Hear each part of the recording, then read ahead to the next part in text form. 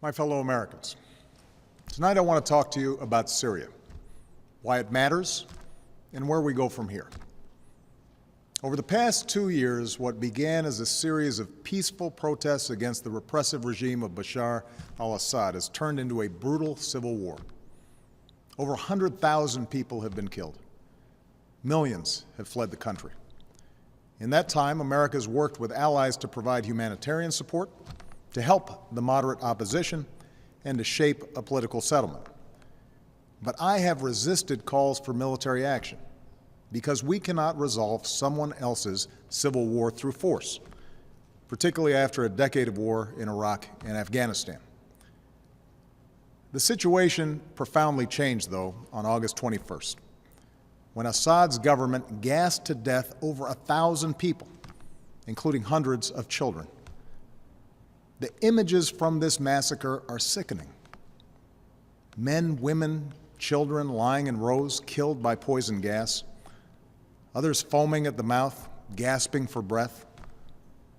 A father clutching his dead children, imploring them to get up and walk. On that terrible night, the world saw in gruesome detail the terrible nature of chemical weapons and why the overwhelming majority of humanity has declared them off limits, a crime against humanity, and a violation of the laws of war. This was not always the case. In World War I, American GIs were among the many thousands killed by deadly gas in the trenches of Europe. In World War II, the Nazis used gas to inflict the horror of the Holocaust. Because these weapons can kill on a mass scale, with no distinction between soldier and infant, the civilized world has spent a century working to ban them. And in 1997, the United States Senate overwhelmingly approved an international agreement prohibiting the use of chemical weapons, now joined by 189 governments that represent 98% of humanity. On August 21st, these basic rules were violated, along with our sense of common humanity. No one disputes that chemical weapons were used in Syria. The world saw thousands of videos, cell phone pictures, and social media accounts from the attack. And humanitarian organizations told stories of hospitals packed with people who had symptoms of poison gas. Moreover, we know the Assad regime was responsible. In the days leading up to August 21st, we know that Assad's chemical weapons personnel prepared for an attack near an area where they mix sarin gas. They distributed gas masks to their troops. Then they fired rockets from a regime-controlled area into 11 neighborhoods that the regime has been trying to wipe clear of opposition forces. Shortly after those rockets landed, the gas spread, and hospitals filled with the dying and the wounded. We know senior figures in Assad's military machine reviewed the results of the attack, and the regime increased their shelling of the same neighborhoods in the days that followed. We've also studied samples of blood and hair from people at the site that tested positive for sarin. When dictators commit atrocities, they depend upon the world to look the other way until those horrifying pictures fade from memory. But these things happened. The facts cannot be denied. The question now is what the United States of America and the international community is prepared to do about it. Because what happened to those people, to those children, is not only a violation of international law, it's also a danger to our security. Let me explain why. If we fail to act, the Assad regime will see no reason to stop using chemical weapons. As the ban against these weapons erodes, other tyrants will have no reason to think twice about acquiring poison gas and using them. Over time, our troops would again face the prospect of chemical warfare on the battlefield, and it could be easier for terrorist organizations to obtain these weapons and to use them to attack civilians. If fighting spills beyond Syria's borders, these weapons could threaten allies like Turkey, Jordan, and Israel. And a failure to stand against the use of chemical weapons would weaken prohibitions against other weapons of mass destruction and embolden Assad's ally, Iran, which must decide whether to ignore international law by building a nuclear weapon or to take a more peaceful path. This is not a world we should accept. This is what's at stake. And that is why, after careful deliberation, I determined that it is in the national security interests of the United States to respond to the Assad regime's use of chemical weapons through a targeted military strike. The purpose of this strike would be to deter Assad from using chemical weapons, to degrade his regime's ability to use them, and to make clear to the world that we will not tolerate their use. That's my judgment as Commander-in-Chief. But I'm also the President of the world's oldest constitutional democracy. So even though I possess the authority to order military strikes, I believed it was right, in the absence of a direct or imminent threat to our security, to take this debate to Congress. I believe our democracy is stronger when the President acts with the support of Congress. And I believe that America acts more effectively abroad when we stand together. This is especially true after a decade that put more and more war-making power in the hands of the President and more burdens on the shoulders of our troops, while sidelining the people's representatives from the critical decisions about when we use force. Now, I know that after the terrible toll of Iraq and Afghanistan, the idea of any military action, no matter how limited, is not going to be popular. After all, I've spent 4.5 years working to end wars, not to start them. Our troops are out of Iraq. Our troops are coming home from Afghanistan. And I know Americans want all of us in Washington, especially me, to concentrate on the task of building our nation here at home, putting people back to work, educating our kids, growing our middle class. It's no wonder then that you're asking hard questions. So let me answer some of the most important questions that I've heard from members of Congress and that I've read in letters that you've sent to me. First, many of you have asked, won't this put us on a slippery slope to another war? One man wrote to me that we are still recovering from our involvement in Iraq. A veteran put it more bluntly. This nation is sick and tired of war. My answer is simple.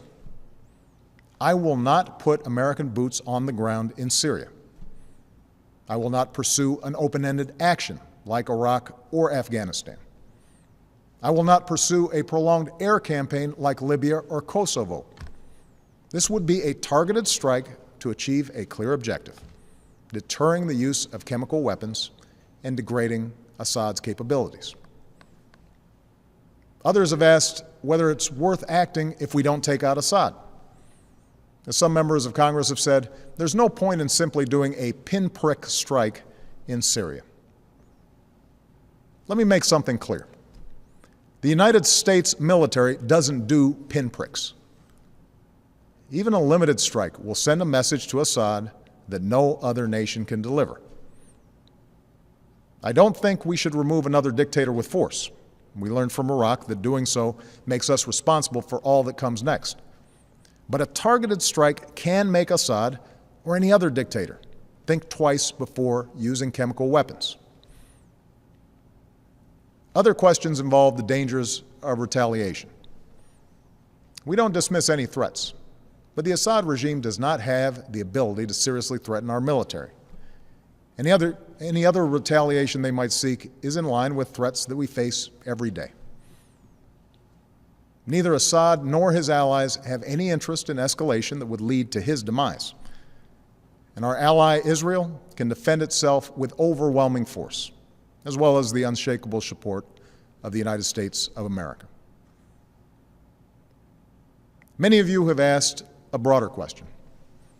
Why should we get involved at all in a place that's so complicated and where, as one person wrote to me, those who come after Assad may be enemies of human rights? It's true that some of Assad's opponents are extremists, but al-Qaeda will only draw strength in a more chaotic Syria if people there see the world doing nothing to prevent innocent civilians from being gassed to death. The majority of the Syrian people and the Syrian opposition we work with just want to live in peace, with dignity and freedom. And the day after any military action, we would redouble our efforts to achieve a political solution that strengthens those who reject the forces of tyranny and extremism. Finally, many of you have asked, why not leave this to other countries or seek solutions short of force? As several people wrote to me, we should not be the world's policeman. I agree, and I have a deeply held preference for peaceful solutions. Over the last 2 years, my administration has tried diplomacy and sanctions, warnings and negotiations, but chemical weapons were still used by the Assad regime. However, over the last few days, we've seen some encouraging signs, in part because of the credible threat of U.S. military action, as well as constructive talks that I had with President Putin.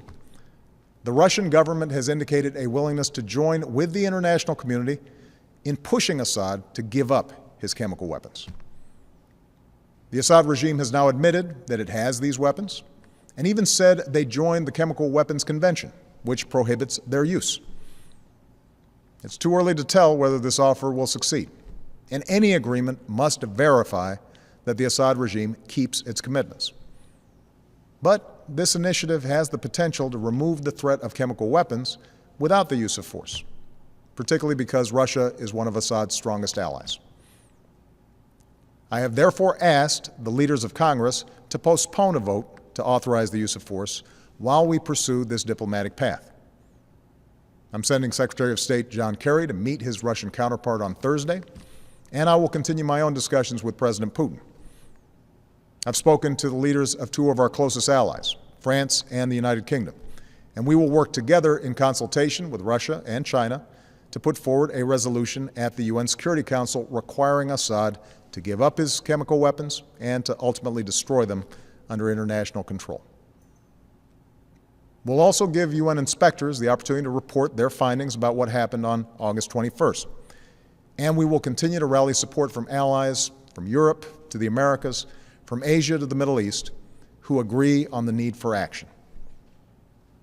Meanwhile, I've ordered our military to maintain their current posture, to keep the pressure on Assad, and to be in a position to respond if diplomacy fails.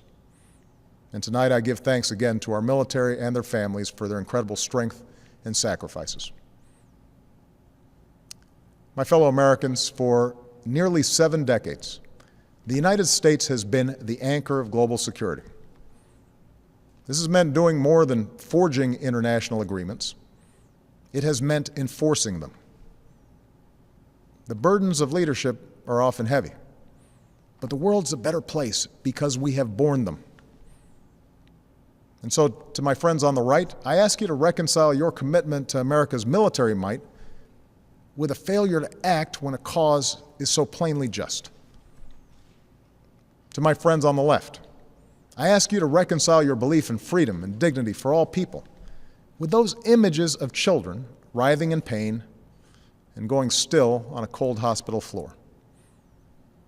For sometimes resolutions and statements of condemnation are simply not enough. Indeed, I'd ask every member of Congress and those of you watching at home tonight to view those videos of the attack, and then ask, what kind of world will we live in if the United States of America sees a dictator brazenly violate international law with poison gas, and we choose to look the other way? Franklin Roosevelt once said, "Our national determination to keep free of foreign wars and foreign entanglements cannot prevent us from feeling deep concern when ideals and principles that we have cherished are challenged." Our ideals and principles, as well as our national security, are at stake in Syria, along with our leadership of a world where we seek to ensure that the worst weapons will never be used. America's not the world's policeman. Terrible things happen across the globe, and it is beyond our means to right every wrong. But when, with modest effort and risk, we can stop children from being gassed to death and thereby make our own children safer over the long run, I believe we should act. That's what makes America different. That's what makes us exceptional. With humility, but with resolve, let us never lose sight of that essential truth. Thank you, God bless you, and God bless the United States of America.